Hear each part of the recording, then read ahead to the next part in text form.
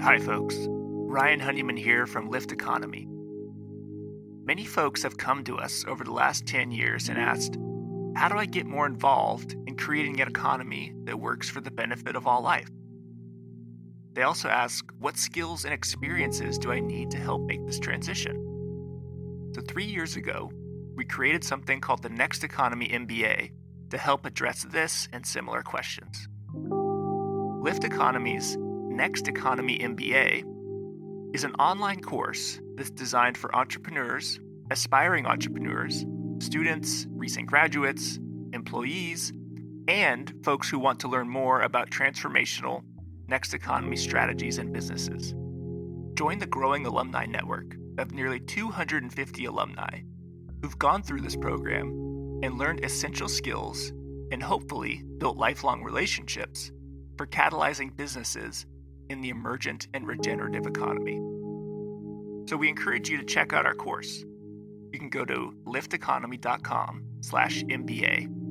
The next course, Cohort 7, starts on September 21st, 2021. So once again, go to www.lyfteconomy.com/MBA. And now, on with the show.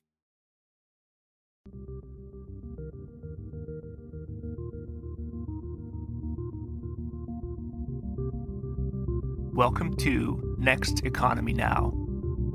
The goal of this podcast series is to highlight the leaders who are taking a regenerative, bioregional, equitable, democratic, racially just, and whole systems approach to creating the new economy. Welcome, everybody, to the Next Economy Dialogues. The Lyft Economy team, Ryan and I, decided that looking at the conversations and the questions that we get, whether we're doing the Next Economy MBA training or working with our clients or doing our field building, is there's a number of topics that come up that we don't really have space for sharing. And it seems like there's a lot of interest in taking a Next Economy context and going deeper.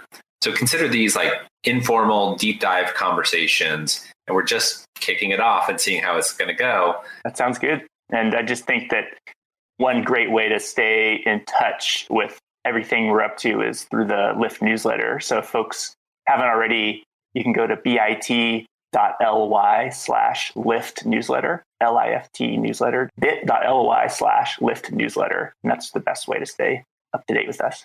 Great. And that comes out monthly with sometimes there's special announcements when there's very timely content in addition to that. I mean, it's also worth noting that this is what we originally wanted to do with the podcast, Kevin, if you remember, is we had been talking amongst the Lyft team about what topics were we really interested about. Right. Were we really interested in that we weren't necessarily getting a chance to talk about in other parts of our life? So we started recording conversations about things like why are worker cooperatives important, or what is value-based invoicing? What is an appropriate rate of return for the next economy investor?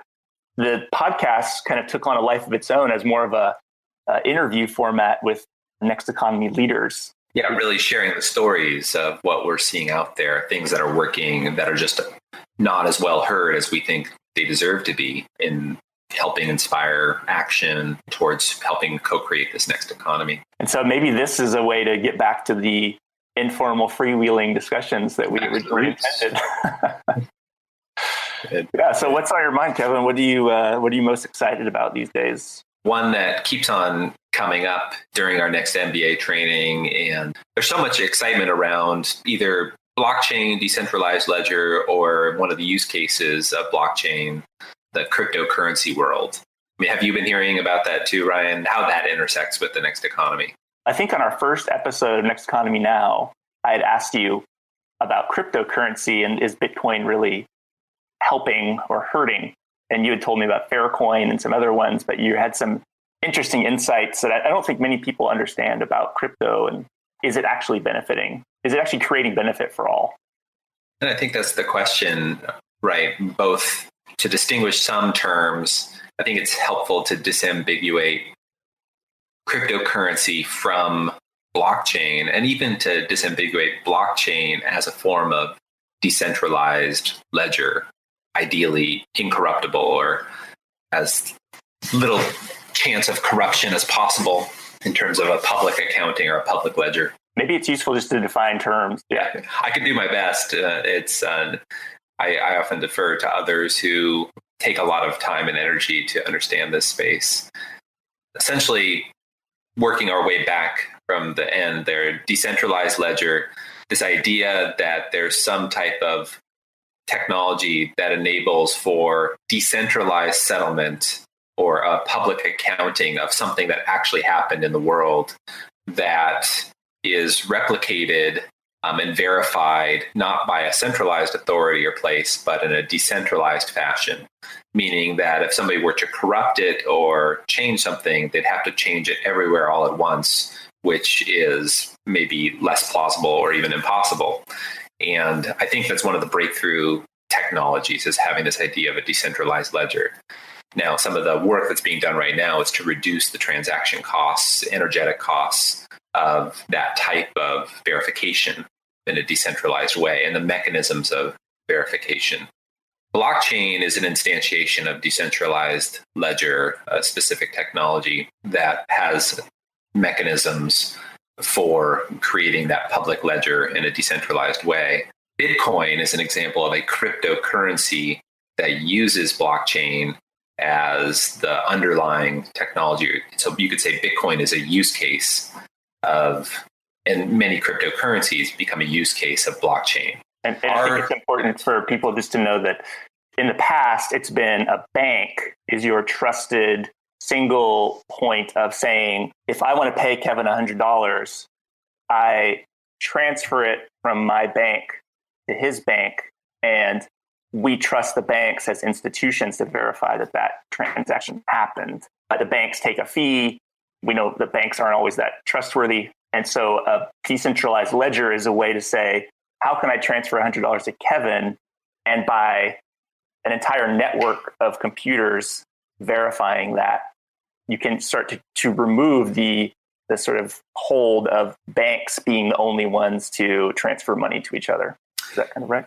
In the case of currency, and if you take decentralized ledger and think about it that way, and I think that's a really good insight, Ryan, is just take any intermediary who verifies that something actually happened, a contract. Take in the quasi quote unquote sharing economy, take Airbnb or Lyft or Uber or any of these intermediaries where somebody provides a service, somebody utilizes the service, there's some type of settlement and transaction, and then these intermediaries take a percentage of that transaction, which some people would say is exploitative, depending on how onerous the percentage of the transaction is.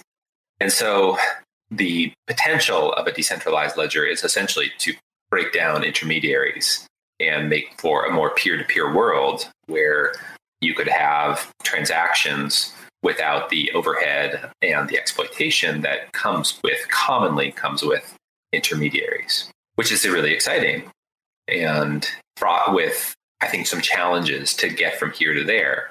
And that's, I think, some of the work of our time. So is cryptocurrency, to your original question, is blockchain, is decentralized ledger being of benefit to life, to all people? Well, if you take some of the early use cases, say Bitcoin, kind of decidedly not. Bitcoin shows up as concentrating wealth into very few hands. If you look at kind of the ownership of Bitcoin and the speculation within that cryptocurrency, I don't know yet that Bitcoin as a use case of decentralized ledger or blockchain in particular has created a massive amount of benefit.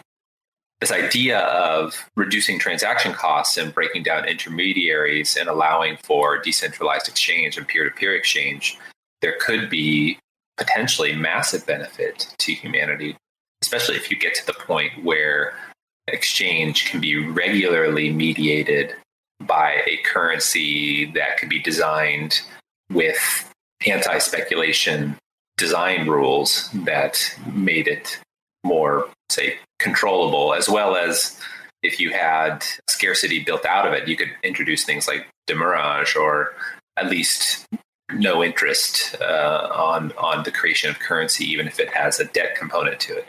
So there's a lot that can potentially be done. You have assets that slowly decline in value if they're not used. Is that what? Right. Yeah. If you don't keep a certain volume of transaction going than the actual value of the asset, which all things in life do that, right? It's an odd thing that you could buy an asset, a home or something like that, and actually have it accrete in value without having to add value to it or maintain it because of speculation. And currency is like that as well. There's almost nothing in natural systems that does that. There are certain things that add value over time, but in the long run, they decay. And so that's something that, imagine if we could design our currencies to be in alignment with kind of the natural world. I think that's why we get excited around blockchain or decentralized ledger in general, is there's a lot of potential for eliminating intermediaries. The risk right now that I see is that most of the work of the technology development that's designing how these systems work is being financed through the business as usual kind of world of venture capital. And so that world prioritizes outsized returns, rapid growth, short-term exits, quick liquidity. And so there's a lot of pressure and drivers on the actual technology development to bake in or utilize the business as usual scarcity paradigms. And so that, I think, has a lot of risk of compromising the potential. And you see that where people get super excited right now about Bitcoin or cryptocurrency in general is the opportunity to get rich quick and not have to put in a lot of effort, if you will, or work to get rich quick, which I think that follows the tropes and norms of the business as usual economy. If we ask the question, how can we use the same technologies to actually benefit all life? I think there's some exciting possibilities there. And there are people asking those questions. It's just it's the definite minority of the world of people working on cryptocurrency and blockchain and decentralized ledger.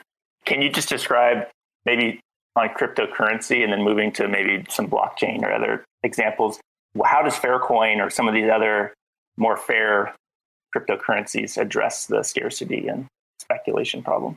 Again, I'd probably defer to Faircoin and Holochain, who have fairly good descriptions of what makes them distinct in terms of the way in which they're designing either their ledger or their accounting system or their instantiation as a cryptocurrency in the case of Faircoin, in terms of what makes them different and distinct than from, say, Bitcoin. In general, there are ways to build in anti-speculation provisions into the design of the currency.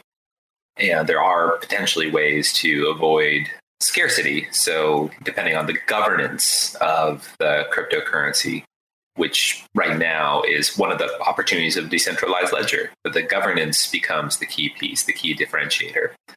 And I guess in the resources, I keep a list of resources of which I'm tracking. It's kind of like tracking the field.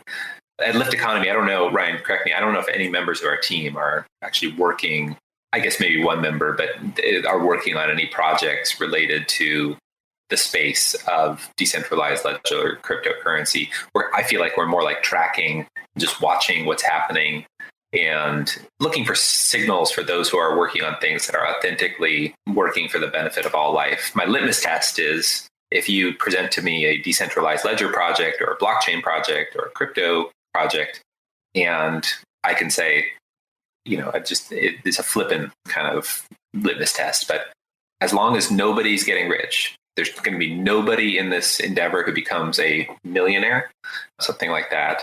That's my litmus test. And so far, very few projects have kind of passed that, just even basic sniff test. The allure of hyperaccumulation of wealth, I think, it becomes the main driver for a lot of the projects. I don't know Faircoin well enough to be able to say whether it passes the litmus test or not. And I know some of the principals working on the Holochain work, and historically, based on their ethics and what they've worked on in the past, it seems like a good signals. But again, I'm kind of more in loose tracking mode. I mean, have you seen anything that inspires you? Well, I mean, one thing that you said that could be interesting to readers is, are you willing to share this resource list, or what are you tracking? And can folks see kind of, is this on the Lyft vision articulation? Is that what you're talking about? Or? No, but I have a tracking sheet, just my own notes for we haven't decided that blockchain, decentralized ledger, crypto world is something that we'll do any field building around with regards to Next Economy right now. But I have a preliminary tracking sheet. Every one of the field building work that we've done at Lyft Economy has kind of started with an assessment tracking sheet. What's going on out there? I mean, the most exciting project that we know of that's utilizing this technology, it really is focused on governance, and our friends and allies at Genesis and their work. That's probably the number one project that we're tracking. That is very interesting. There's a couple others. What is that project, the Genesis one? The Genesis project is called Regen Network. That's a whole kind of collaboration that started with the Genesis team.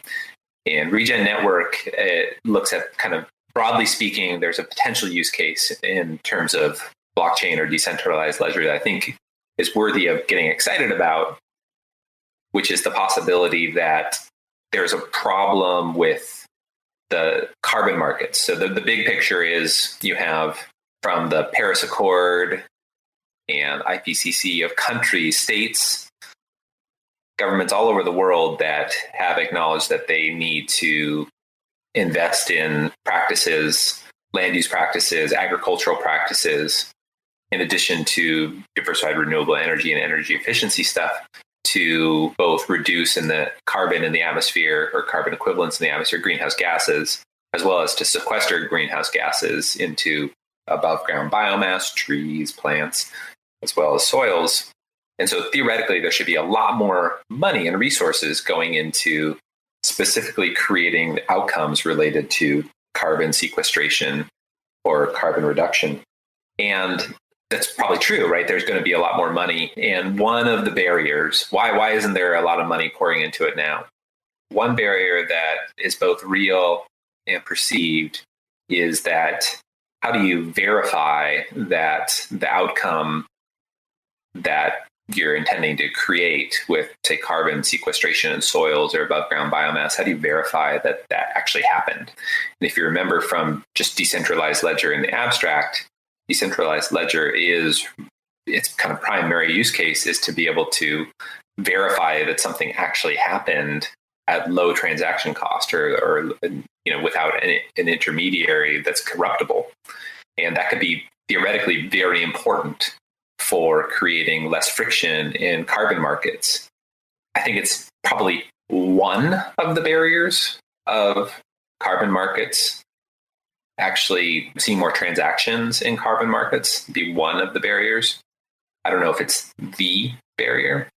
And Regen Network, you can read their white paper on their website, is probably the thought leader that I'm tracking in terms of thinking about the governance, how verification happens for these types of outcomes, and making sure that there's, again, this public accountability through a ledger system. And they're focused on that. There's another group called Nori, for example, which is working on the settlement piece of those transactions to make those markets more fluid.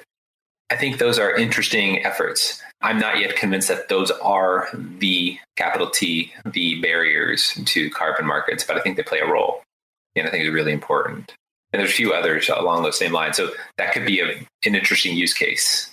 I mean, a big other bucket of use cases for decentralized ledger would be the disintermediation of the sharing economy as it's manifested. So the hypervaluations of Airbnb and Uber and Lyft and these types of things, these intermediaries, I think with open source and available decentralized ledger blockchain technology, there's the possibility that communities, rather than hypervalued companies, could actually develop essentially platform cooperatives that leverage that technology to reduce the transaction costs and reduce the friction of enabling some of these peer-to-peer transactions.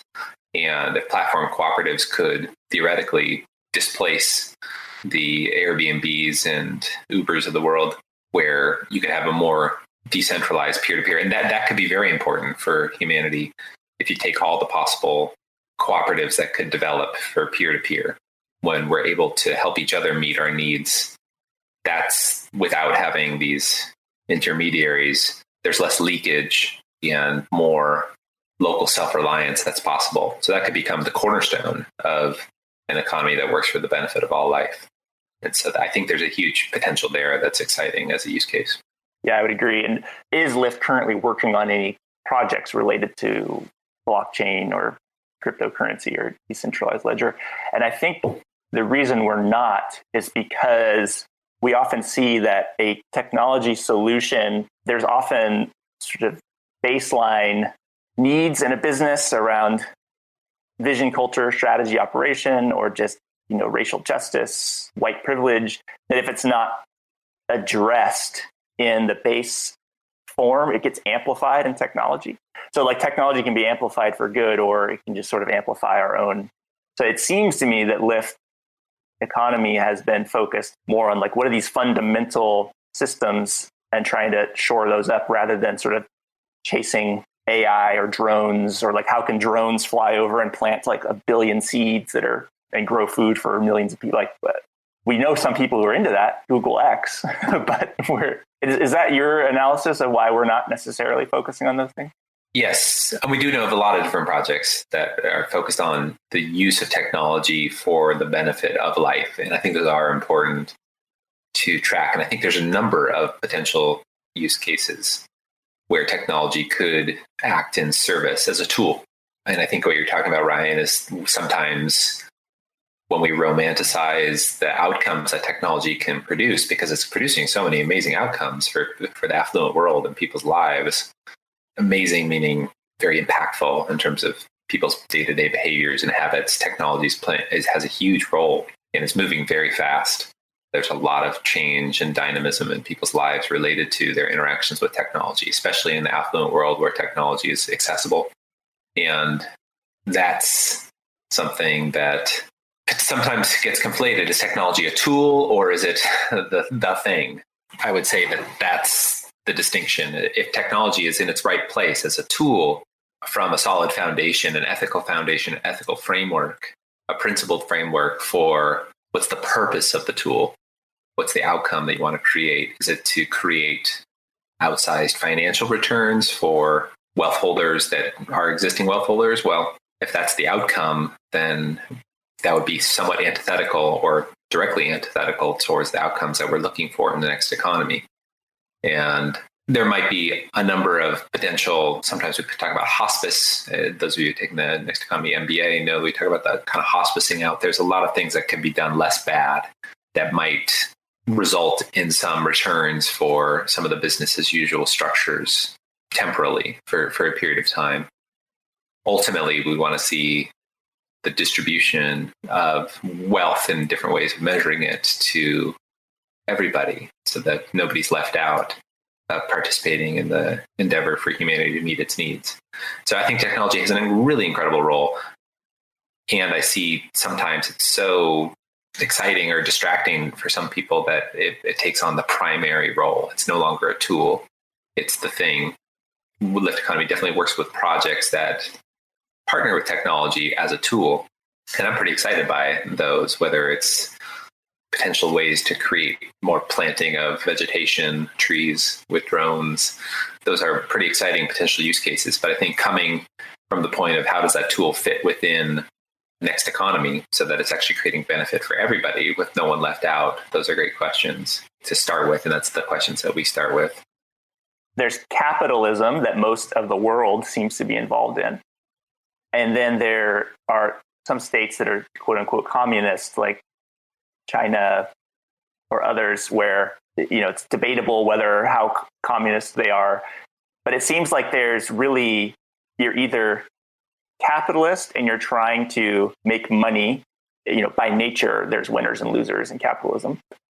Or you're in communism and you're sort of everything is trying to be equal all the time, and whether or not that actually works. Does capitalism as a system need to go away, or is it just modifying it slightly? Or I'm actually I don't know if we've ever gotten into this in our freewheeling discussions around is capitalism as a system in the 500-year vision for the next economy, is it part of that, or is it something else?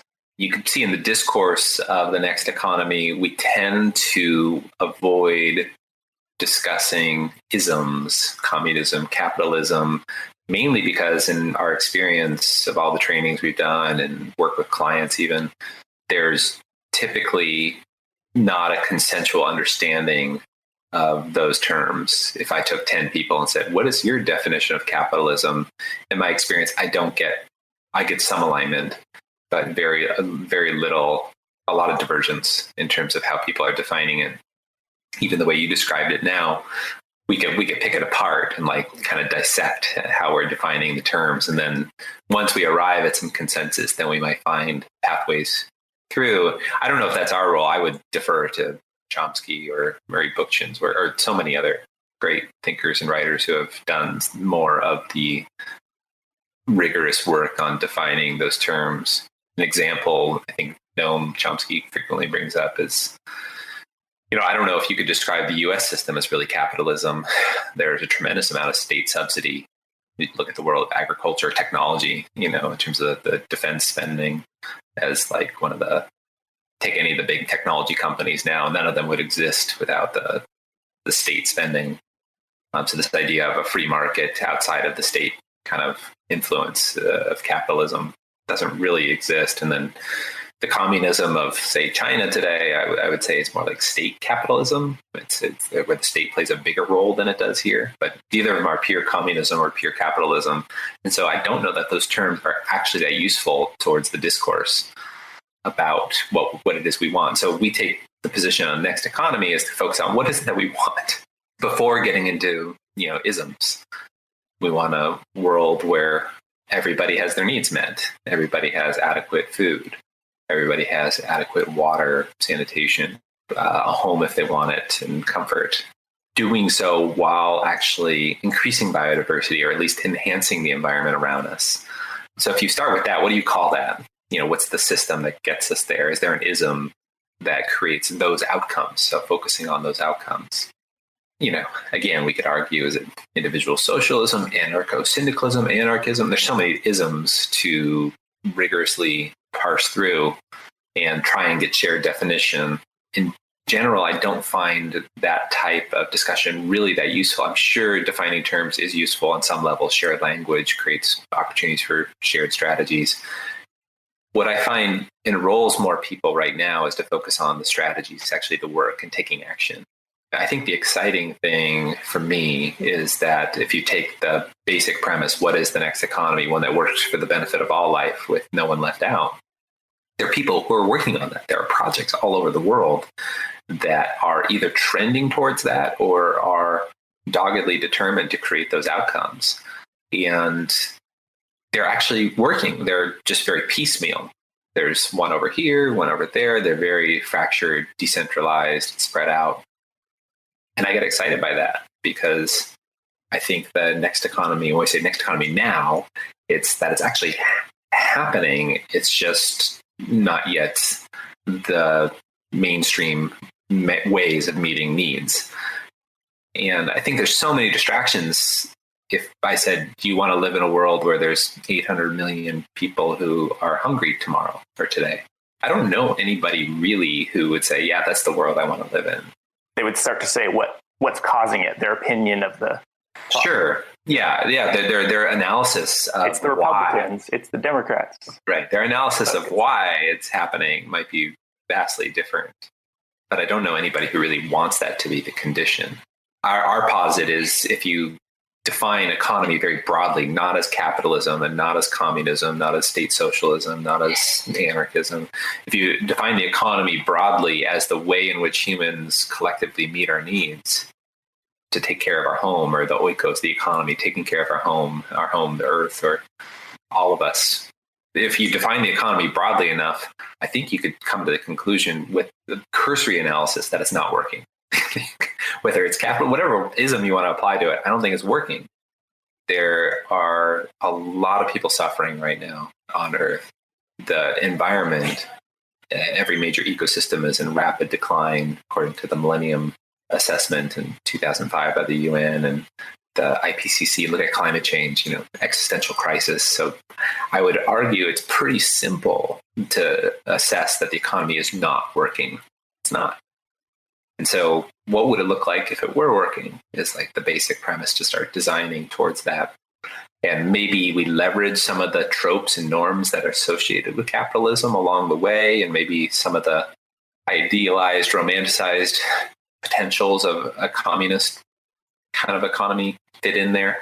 I don't know that it's important to go with an ism. I think it's looking at what's actually happening on the ground and seeing how the system could transform over time to one that works. And then we can decide. I mean, I'm not attached to whatever it's called. I don't really care what it's called as long as it's working. Are there any systems that I know we had talked about like eco villages that you've looked at in the past, or like, are there any, everyone, in the US, we often say like, oh, the Scandinavian countries like Denmark and Sweden, but are there other examples of communities or projects that are working very well? Well, I mean, there's both today and then historically. These are good questions and worth talking about. And again, I think of like the work of Noam Chomsky. He gets asked this question. He's a major critic of what's going on, and really erudite, like super intelligent. And he'll get asked this question, like, when did it ever work? And point to the Spanish Revolution, 20th century, and he'll point to sometimes the kibbutzim in Israel. These ideas of fairly decentralized, you could say anarcho-syndicalist or syndicates of decentralized communities that take on their governance for themselves, essentially. So collective, communitarian in nature. And I'm reading a book by John Curl, For All the People, kind of about the communitarian or cooperativism history in the United States. And I think history is littered with attempts and examples of communities and groups of people who have recognized that if we are more self-determined and take control, a cooperative approach to meeting our needs, that we can be more effective in meeting everybody's needs. And there's a number of examples that have existed. That book is just again, littered with examples. And there's other authors who have looked at indigenous communities and found examples. So there's a history. And where does it exist today? The eco-village movement in general is a good expression of those possibilities. And I think wherever you find existing indigenous communities, oftentimes you find more communitarian, cooperative endeavors. What here in this country, I think if you're taking this kind of big frame approach and kind of almost the intellectual frameworks, the Next Systems project is something that I draw a lot of inspiration from in terms of how they're thinking about what is the system if it's not capitalism, not communism, not state socialism, and maybe quasi-Scandinavian, or, what does it potentially look like? And you kind of come to this idea that if you decentralize, that's where we talk about the bioregionally, locally self-reliant economy. So locally self-reliant doesn't mean locally self-sufficient. It's not like this provincial, there's no trade or exchange going around the world. Humanity has kind of come to this dawning awareness still of that there is one Earth. And I think exchange, cultural exchange, and even some material exchange around the globe is really valuable. But this idea that each region of the world provides as much as possible, as much as reasonable, its own food, its own water, its own sheltering systems, its own textiles, and this decentralization is, I think, the potential. So communities in place meeting as much of their own needs as possible or as is reasonable, while exchanging the things that are beautiful to exchange kind of around the world. That locally self-reliant economy, I don't know, again, what you call it, but and again, the eco-villages are, in some cases, are trying to take that on. If we can re-village and have a village that's as self-reliant as possible, we can demonstrate, I think, to the world that we can live in ways that actually are enhancing or even beneficial to the environment, as well as meeting everybody's needs. I think those are really courageous efforts. And they run so contrary to the norms of the business as usual economy, especially in the affluent world, I guess all over the world. And that it's very challenging. They're really culturally invisible, those efforts, because there's so many constraints to enable those. And consequently, a lot of eco-village living is perceived as psychologically inaccessible to people. They're like, oh gosh, I have to go live in a village or something like that. What does it mean? does it mean I can't drive? I have to give my car, or there's no more money, or there's so many fears around what it would mean to live in a locally self-reliant economy, because it's so contrary from how people were raised in the affluent world. And yet it's so close at home to those who are raised in a more indigenous kind of context. I think that some of the great work of our time is to demonstrate that this type of transition to a more locally self-reliant economy is safe and comfortable and accessible. And that's definitely tricky territory. But that's some of and language, I'm sure, plays a larger role than I'm maybe giving it in terms of what we call it and what ism it is and so forth. It probably is more important than I think about. I'm curious what anybody who watches this and listens to this, I'm curious what you think, how important you think language is. Requests to the audience or where folks can learn more about what we're up to? This was a perfect example of what I think the next Economy Dialogues will look like. They'll be somewhat rambling, but the more we have topics that you're curious about, when we do have a list that people have sent us and things that come up in our client conversations that we could build off of. But to the extent that you have questions or comments that will help inform this discussion, I have a lot more to say about technology. I'm reflecting on the conversation we just had. I think that could be a whole other topic, something of how we see technology fitting into the next economy. Something I don't get to talk about much based on the types of companies we work with. And there are some very exciting possibilities. Whereas it's also true, I think, that most of the technology we need to get us to that next economy already exists. I think there is a bit of repackaging that needs to happen, and plenty of room for human ingenuity and innovation as well. So that's a topic that I'd love to pick up again. But my request would be, if there's anything that you want to hear from our observations or from case studies or who we're working with, let us know, and we'll pick those up in a conversation.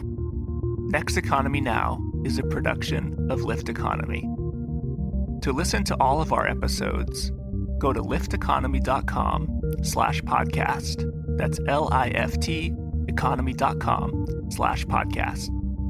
You can also sign up for our monthly newsletter at lyfteconomy.com/newsletter. Please also rate and review our podcast on iTunes, Spotify, Stitcher, or wherever you get your podcasts. Thanks for listening.